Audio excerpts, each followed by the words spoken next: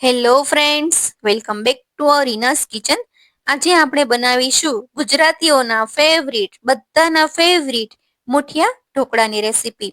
આ મુઠિયા ઢોકળા એકદમ સરસ પોચા અને સ્વાદિષ્ટ અને ખૂબ જ ઝટપટ બની જાય છે. જે લોકો પહેલીવાર બનાવતા હશે એનાથી પણ સરસ બનશે. તો આ મુઠિયા ઢોકળા દૂધીમાંથી બનાવેલા છે. તો દૂધીના મુઠિયા ઢોકળા બનાવવાની રેસીપી ખૂબ જ સરળ છે. તો ચાલો રેસીપી જોઈ લઈએ.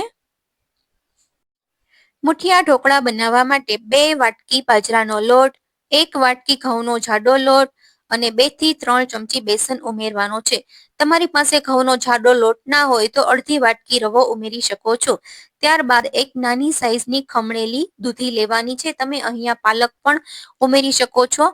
ત્યાર પછી સમારેલી કોથમીર ઉમેરવાની છે અને ત્યાર પછી સ્વાદ પ્રમાણે મીઠું, હળદર પાવડર, ધાણા જીરું પાવડર, લાલ મરચું પાવડર, ચપટી ગરમ મસાલો, ત્યાર પછી ચાટ મસાલો અને વરિયાળીનો ભૂકો અને 1 થી 2 ચમચી જેટલી ખાંડ ઉમેરશું અને 2 થી 3 ચમચી તેલનું મોણ ઉમેરવાનું છે.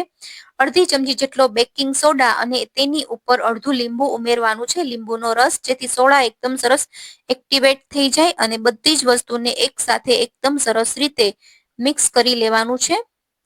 આ રીતે તમે મિક્સ કરી લેજો એટલે એકદમ સરસ બધા જ મસાલા લોટ અને દૂધી સાથે એકદમ સરસ મિક્સ થઈ જાય અને મુઠિયામાં એક સરખો બધા જ મુઠિયામાં સરસ સ્વાદ આવશે. તો આ મુઠિયા બનાવવા ખૂબ જ સરળ છે.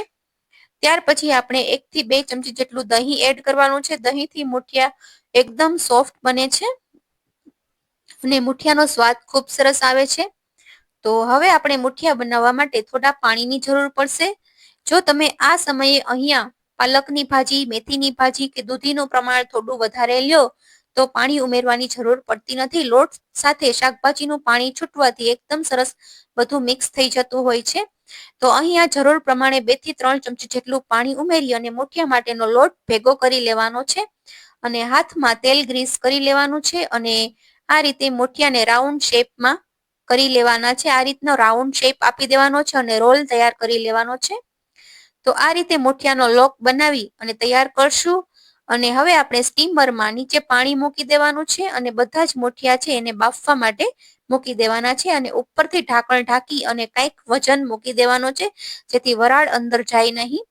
અને મુઠિયાને આપણે અડધી કલાક માટે ગેસની ફ્લેમ સ્લો ટુ મીડિયમ રાખી અને બાફી લેવાના છે. તો અડધી કલાક પછી મુઠિયા છે એ આપણે છરી પ્રિક કરીએ તો એકદમ ક્લિયર બહાર આવે છે. તો અડધી જ કલાકમાં એકદમ સરસ મુઠિયા બનીને બિલકુલ તૈયાર છે. તો હવે આપણે આ ગરમા ગરમ મુઠિયા છે એને ધીરે ધીરે થાળીમાં લઈ લેવાના છે. તો મુઠિયાને હવે આપણે ઠંડા થવા દેશું 10 થી 15 મિનિટ માટે.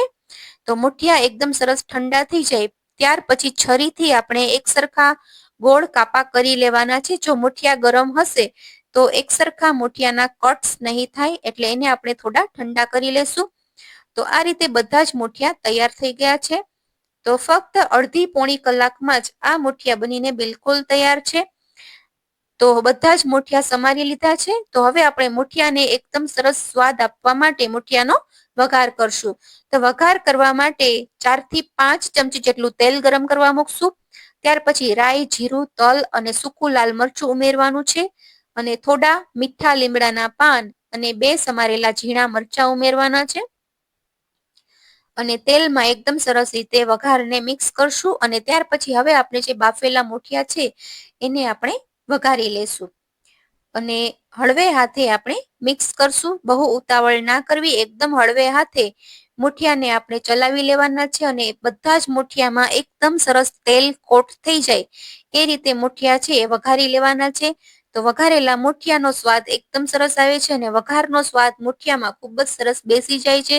તેથી આ મુઠિયા ચા સાથે, ટમેટાની ચટણી સાથે, ગ્રીન ચટણી સાથે કે અથાણા સાથે ખૂબ જ સરસ લાગે છે. તો મુઠિયાને હવે આપણે ગેસની ફ્લેમ 2 થી 3 મિનિટ માટે હાઈ રાખવાની છે એટલે મુઠિયા છે એ એકદમ સરસ ક્રિસ્પી થઈ જશે. જો તમને ક્રિસ્પી ફાવતા હોય તો તમે 2 થી 3 મિનિટ ગેસની ફ્લેમ હાઈ કરી દેજો એટલે મુઠિયા એકદમ સરસ બધી સાઈડથી ક્રિસ્પી થઈ જશે. તો છે ને એકદમ સરળ રેસીપી, કંઈક ઈઝી અને ક્વિક અને ઝટપટ બની જાય એવું ડિનર જો તમારે રાત્રે બનાવવું હોય તો મુઠિયા ઢોકળા બેસ્ટ ઓપ્શન છે. તો હવે આપણે આ ઢોકળાને 4 થી 5 મિનિટ માટે ઢાંકી અને એમનેમ રહેવા દેશું. તો હવે આપણા મુઠિયા સર્વ કરવા માટે બિલકુલ તૈયાર છે. તો ચોમાસાની સિઝનમાં કે શિયાળાની સિઝનમાં ચા સાથે રાત્રે ડિનરમાં આ મુઠિયા સર્વ કરી શકાય છે. બધાને નાનાથી લઈ અને મોટાને દરેકને ખૂબ જ ભાવે છે. તો ગુજરાતીઓના ફેવરિટ મુઠિયા બનીને બિલકુલ તૈયાર છે. તો ફ્રેન્ડ્સ, આજની આ સરળ, ટેસ્ટી, હેલ્ધી અને ઇઝી ક્વિક ડિનર રેસીપી જો તમને સારી લાગી હોય તો મારી યુટ્યુબ ચેનલ રીનાસ કિચનને બાજુમાં આપેલું બેલ આઇકન પ્રેસ કરી અને સબસ્ક્રાઇબ કરી દેજો.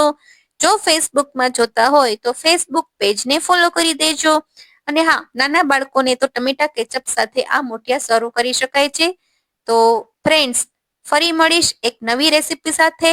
Thank you for watching. Bye bye. Take care.